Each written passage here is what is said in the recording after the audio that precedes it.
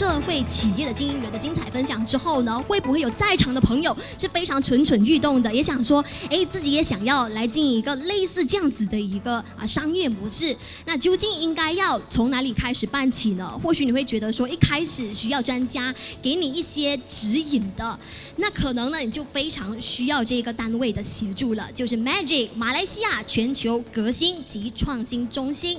那他们创立的这个目的呢，就是要协助更加多年轻的企业家还有创业家都能够获得正确的那些指导跟指引的。当然也希望可以帮助更加多的业者更加顺利的获得银行的贷款，这个才是重中之重哦。那现在呢，我们要用掌声来欢迎 MaGIC 的企业发展部执行总监 Mr. Jonathan Lee。Good morning, everyone. Before I start, I've got two apologies. My first apology is my presentation will be in English. I'm a product of the government school, so I don't speak any Mandarin, unfortunately, but I speak English and Bahasa really well. My second apology is I'm actually recovering from an acute bronchitis, so I'm actually coughing. I have a packet of Strepsil, which I started with 6. Now I've got 1 left, so hopefully it will last me through my presentation. Okay, that's good. I've got some on standby. But, you know, earlier on, one of the early speakers was talking about or asking the question on how many of you guys are familiar with social enterprise here in Malaysia. And I only saw a few hands being raised up. And it's a real problem because at MaGIC, one of the things that we are trying to do is increase awareness of social enterprise here in Malaysia. Now, what's the meaning of social enterprise? We have two very enlightened speakers who were talking to you and sharing with you their business. So essentially, social enterprise is basically doing good while you're doing business. And it can be sustainable. It can be profitable. And it can be also helping people as the business grow. I also realized as I was sitting and listening to the speakers, I've got the wrong slides here because I was invited to talk to you guys about the social enterprise accreditation when I realized I should be talking to you guys about the social enterprise ecosystem in Malaysia. But nonetheless, I will share with you an enlightened version of social enterprise ecosystem in Malaysia, and also what MaGIC is doing to actually help social enterprise in Malaysia. So this is the MaGIC campus. It's a very nice building. We run all our training programs there. Essentially, MaGIC is a government agency under the Ministry of Entrepreneurs Development. And what we do is we empower entrepreneurs. We train entrepreneurs so that they can build strong, sustainable, growing business. In fact, Picha Eats, it's an alumni of MaGIC. So they've gone through several of our programs. We give them tools, we give them knowledge to allow them to grow their business. So it's a very nice building in Cyberjaya. Whoever or whatever you guys want to come to visit, you can always get in touch with our MaGIC reception. They'll be happy to show you guys around the MaGIC campus. We were started in 2014 when then President Barack Obama came and visited Malaysia, and he was the one that launched MaGIC with our then Prime Minister. So our vision is really to grow like global entrepreneurs, to make sure that Malaysian entrepreneurs can not just do well in Malaysia, but also take their business beyond Malaysian borders. So the Malaysian Social Inclusion and Vibrant Entrepreneurship team is essentially the MaGIC team that looks after social impact and social entrepreneurship in Malaysia. We have a host of different projects and different programs that is designed to educate youth and entrepreneurs to go into the SE space, and then projects and programs to help you guys scale. Before I go into one of our projects, which is the Social Enterprise Accreditation, which was only just launched last month, I wanted to share with you on the social enterprise ecosystem in Malaysia. So one of our partners is the British Council in Malaysia, and recently we embarked on a journey with them to cover the landscape of social impact and social innovation in Malaysia. Malaysia has about 22,000 organizations that works on empowering and helping people, but they are not called social enterprise.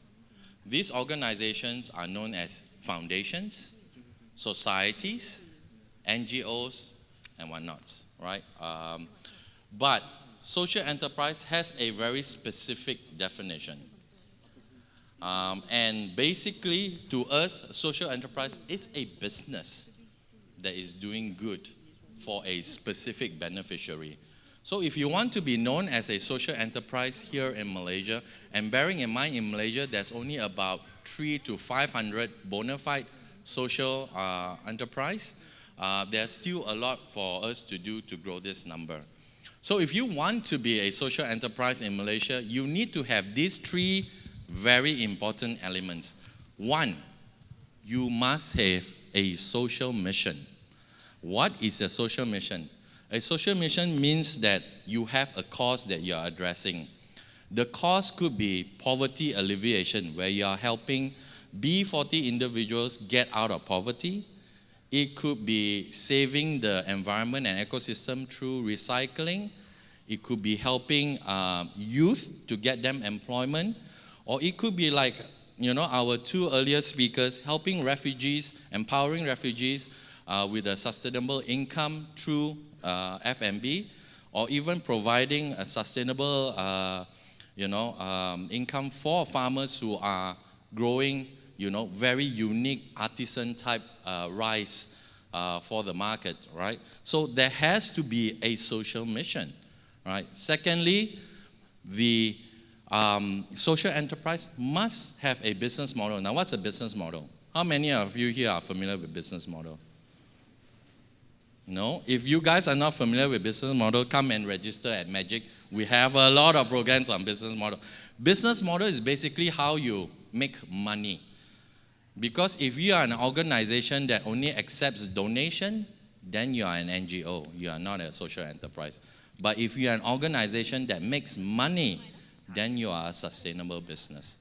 And that's what we want you guys to be. We want you guys to be a social enterprise that is sustainable and can grow, right?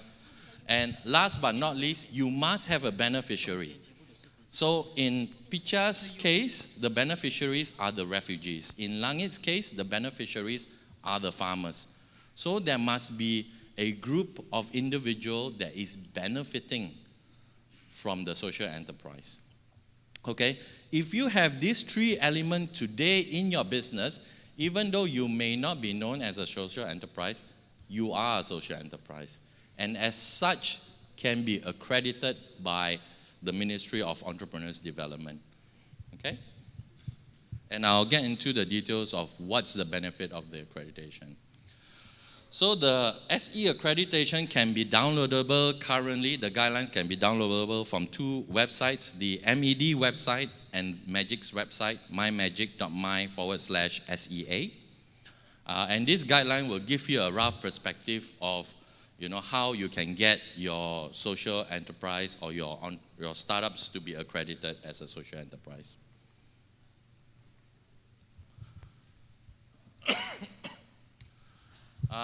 So as I mentioned, the key element of the social enterprise is in correlation with the SE guideline. If you have these three criteria, then you can be accredited as a social enterprise. There are three levels of accreditation. When you register, you get a basic accreditation. And once you've been approved, then MED will give you a fully accredited, of a certificate to fully accredit you as a social enterprise, to which then you can tap into MaGIC's network of corporate partners who will actually purchase from you as a business. And last but not least, I'm very happy to also announce that we have gone one step further by also offering tax incentives. So if you are an accredited social enterprise, you can actually receive tax-deductible donation. This tax-deductible donation is actually project-specific. It's actually capital to allow social enterprise to scale and grow the business.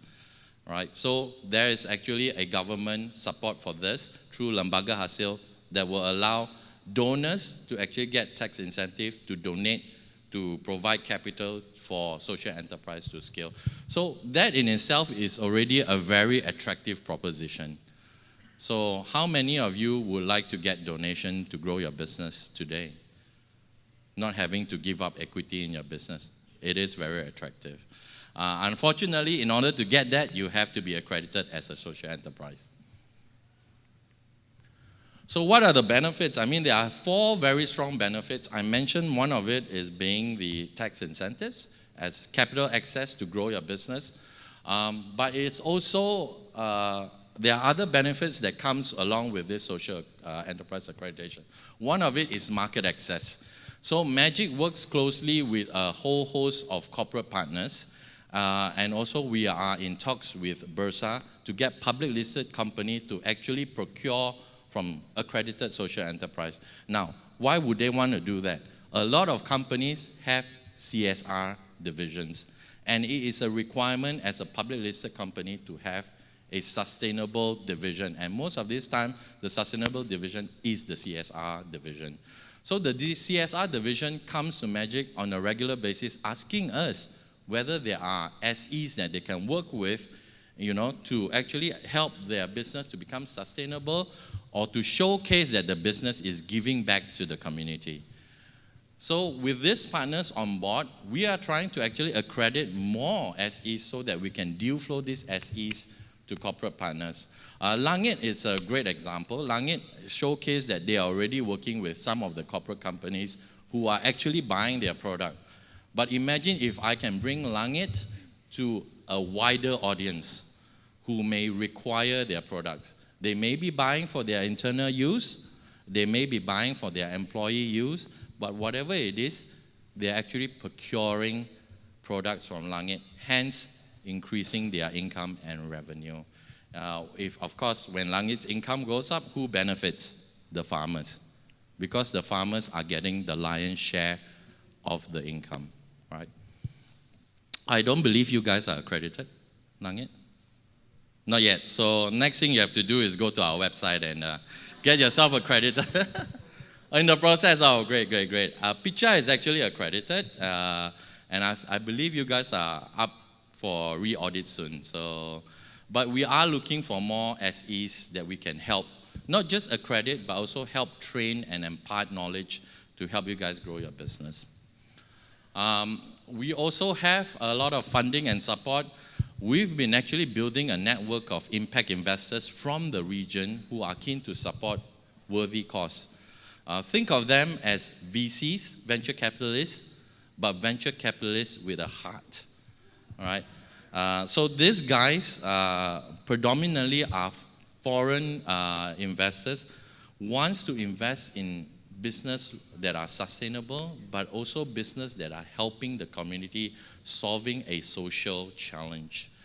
So as we build this database of impact investors, I need to be able to showcase to these partners of ours that I have deal flows for them, right? So it's in my best interest to build that portfolio of SEs that I can deal flow to these impact investments. And their investment criteria is very broad, right? They don't have a specific niche that they focus in. It doesn't even have to be technology.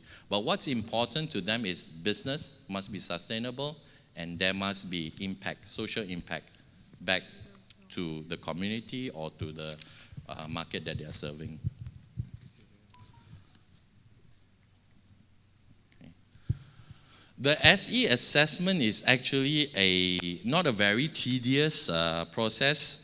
If you have ever gone through the government's e-perolehan process, how many of you have gone through that? How many of you are licensed under MOF to provide services to the government? No? None of you guys? So, good news. It's not as difficult as registering for e-perolehan. We are actually quite straightforward. There are documentations that we require. which I'm sure most of you would have. If you have incorporated a company as Sembilan Berhad, you will have these forms already, Form 9, Form 13, and so on. If you share with us even your articles, memorandum, or companies' SOPs, we will take those documentation to be audited as part of your accreditation. Then, of course, this is where it gets a little bit muddled. We do also an impact assessment,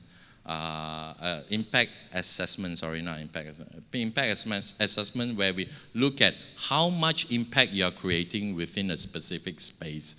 Now, those 4 items are guidelines, right? We will actually work with you if you don't actually meet this criteria. What we will do is we will work with you to meet some of these criteria to allow you to be accredited as a SE through our various training programs, right? Most of our training programs, fortunately, are free, but to get in, you will have to apply. There are some training programs that we charge, but it's minimal fee. So 4 areas that we look at is the workforce. For example, if you are hiring a workforce of disadvantaged people, people who are in the B40s, people with disability. In fact, one of the companies, one of the SEs we work with is called Silent Teddies. And Silent Teddies is a company that manufactures cookies. Their cookies are delicious. And they are bought by mostly corporate clients who want to give them away as gifts. So during Chinese New Year, Raya time, Deepawali, they have an increase in sales. And 70% of Silent Teddy's employees are individuals who are deaf and mute, right? So they go there, they are trained to make cookies. And they make wonderful, delicious cookies that then are sold to corporate clients. So that's an example of one of the impact assessment. Then, of course, the easiest one is, of course, profits, right? If you are a profitable business, then the profits should be then redistributed back to your beneficiaries. In Langit's example, the profits are redistributed, the lion's share redistributed back to the farmers. So that's an important component that we look at as well. There are 4 criteria. You have to meet one of those at least. But again, we will work with you guys to adhere to the criteria. Then the financial assessment. If you are Sembilan Berhad, you will have audited accounts. We will actually vet through those audited accounts as well. Unless you are a new company, a new SE, then we will work with you on, say, your forecasts. We'll look at your budgetary planning and so on and so forth. Last, if you have any other supporting documents, things that we can use as a basis to evaluate the organization as an accredited SE. An example would be a video like what Picha Eats has shown. They are really addressing a real problem in Malaysia. Malaysia actually don't recognize refugees. That's why in Malaysia, refugees can't work. They can't go to school because they are not recognized by the Malaysian government. So what Picha is doing is, Picha is creating this video that's educating the public about the real challenge of refugee and how they're addressing this very real world problem by empowering them, because a lot of these refugees can cook and cook food that they are used to and they love from their own culture, and then bringing it to a brand new audience in Malaysia. MaGIC actually engage with Picha a lot. In fact, I've eaten food in countries that I've never been to. So I've eaten Afghanistani food, I've eaten Syrian food. Those are countries I'll probably not ever visit, but at least I understand and appreciate a bit of the culture through the food that's being provided by Picha Eats. So I think my presentation is a bit short. I think I'm way below time, but like I said, this wasn't an ideal presentation. Ideally, I would have loved to present to you guys on the SE ecosystem and SE landscape to give you guys a better appreciation of what we're trying to do for social enterprise here in Malaysia. But I welcome questions. If you guys have any questions regarding MaGIC, regarding the programs that we run, regarding the SE accreditation, or even, to share examples of different type of SE in Malaysia, I welcome that. So with that, I end my presentation. Thank you.